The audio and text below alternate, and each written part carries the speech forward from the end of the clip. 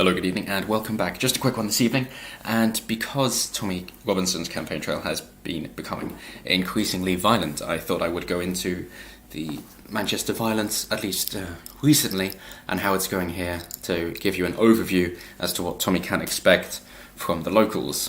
Maybe they haven't been locals for long, but nonetheless, this is what's happened.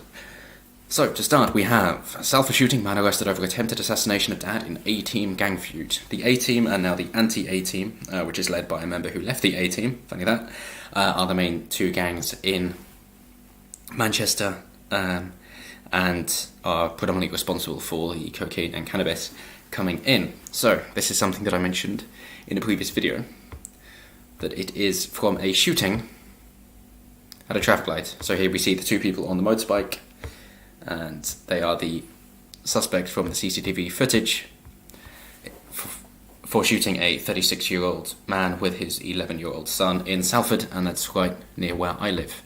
So the man, after being shot twice, was still able to drive himself to hospital, where his son raised the alarm with the medics at accident and emergency, and the child who was in the front passenger seat has been left traumatised, but unfortunately suffered only minor injuries, including a perforated eardrum.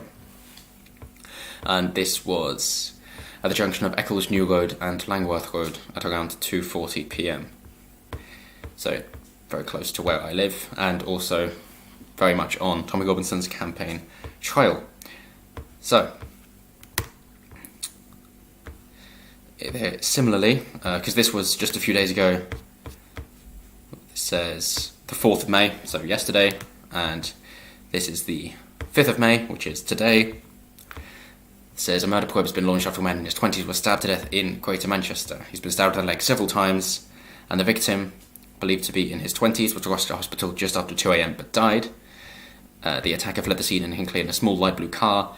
He is dark-skinned, possibly Somalian in 20s or 30s, believed to have been wearing an all-green or grey tracksuit. So, this is quite possibly an example of the so-called success of multiculturalism, given the description of the attacker, but we haven't had anyone prosecuted yet, so that might not be correct. We believe the offender fled the scene in a small light blue car, possibly a Fiat Punto or a Kia Picanto, so we're keen to speak to anyone who may have seen a car that fits this description driving close to the scene at around the time of the incident. So of course, if you know anyone, then do call the number below. This was also covered by the Express, and these are individual occasions. The first was from Gang Wars, which I will get into more about the A-Team and anti-A-Team.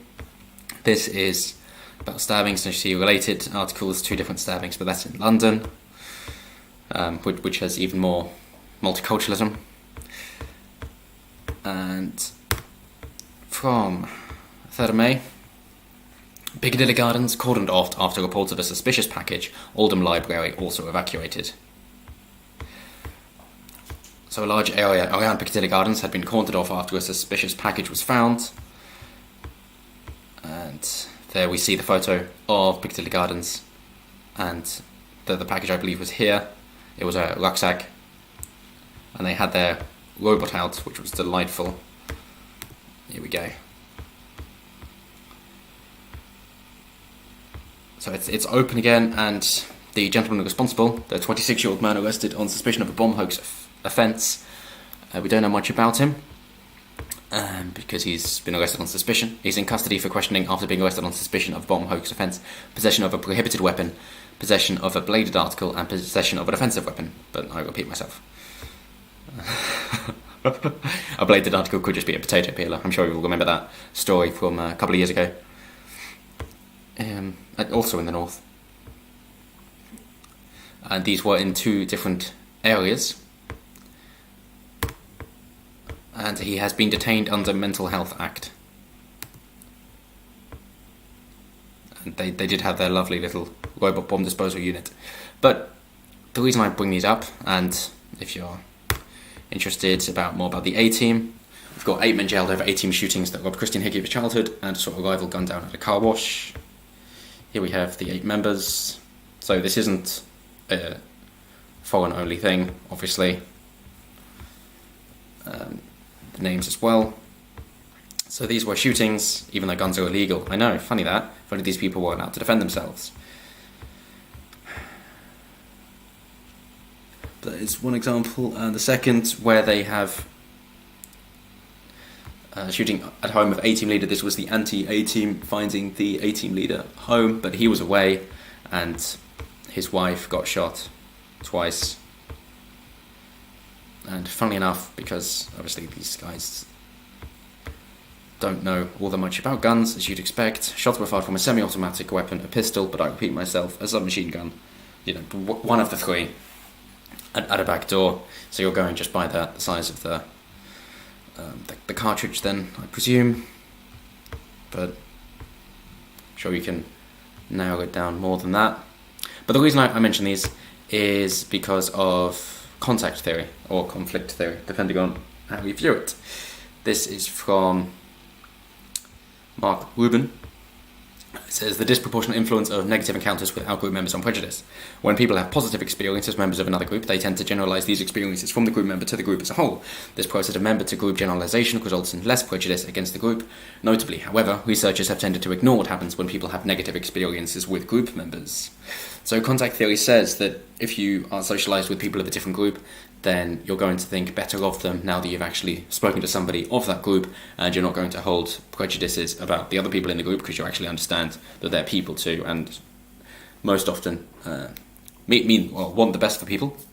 But conflict theory says, no, that isn't the case, because when you interact with people in these groups, if there's a negative occasion, then that can be generalised to the group. And these lovely people have found that, we've proposed if people have a negative encounter with someone from a different social group, so negative, they are more likely to think about the person's group memberships than if they had a positive encounter with them. So if you have a positive interaction with someone, you think they were a nice person. And if you have a negative interaction with someone, you think, oh, that's because they're a bad group. And of course, when you have so many different groups in multiculturalism, when people aren't integrating, and multiracialism is fine, but multiculturalism isn't, because if you're not integrating, then you have this conflict theory, because any of the bad stuff is then exacerbated. And with echo chambers and reinforcing your own views online and social media, then the negative about this other group are mentioned more and more frequently.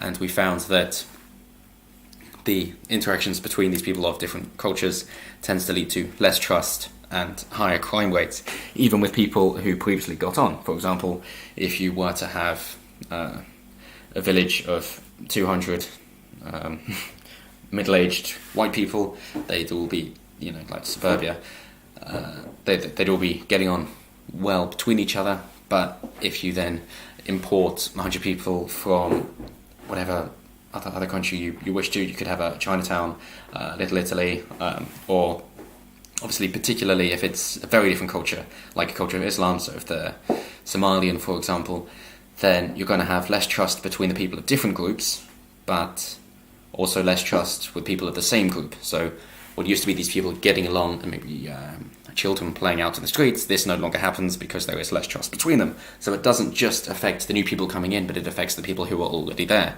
And of course, if the people coming in are militant, then that's only going to exacerbate the problems that would have come about otherwise. So that's the point I wanted to reach, that there is quite a lot of crime in Manchester, where Tommy is basing his campaign in the northwest. So seeing as there are more violent altercations between Tommy and the protesters, I thought you might want to know if this is representative of Manchester as a whole, and as you can see, it basically is, because these people are allowed to get away with it if they belong to a particular religious sect and ideology. That it seems for some reason the UK law favours Muslims over the indigenous people, and I'm not a fan of that. I would say one law for all. But what do I know? What do I know? I just know what works. Thanks very much for watching. Do like, comment, and share this video around, and subscribe for more if you're interested. And if you've got any topics that you would like me to bring up in future videos, let me know down below. And as always, have a good evening.